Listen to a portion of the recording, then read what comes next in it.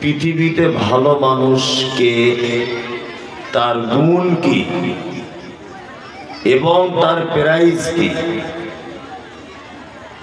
আমরা সারা পৃথিবীতে একটি জিনিসের কম্পিটিশন খুব বেশি করি,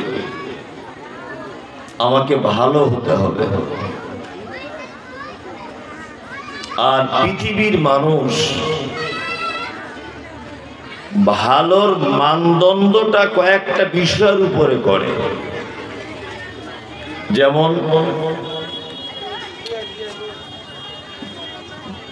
একটা 5 ওয়াক্ত নামাজি ছেলে, সে বিয়ে করবে,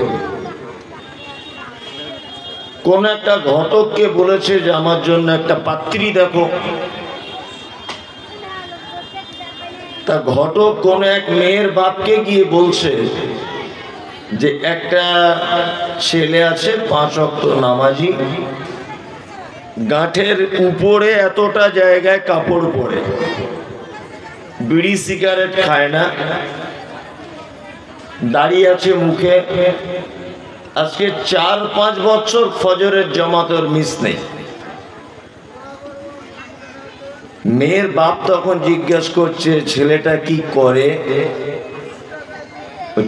ফুচকা বিক্রি করে রাস্তায়। মেয়ের বাপ এ কথা শোনার পরে বলছে ভালো ছেলে দেখো, ভালো ছেলে। তার মানে ছেলেটা 5 ওয়াক্ত নামাজি, দাড়িওয়ালা, 3-4 বছর যে ছেলেটার ফজরের জামাত মিস নেই। আসলে ইনকামটা কম বলে এ আমাদের কাছে ভালো ছেলের উপাধি পেল না, তাই না? একটা ছেলে নামাজ পড়ে না, গাঁঠের নিচে কাপড় পরে, একটা ছেলে লম্পট, বদমায়েশ খুব,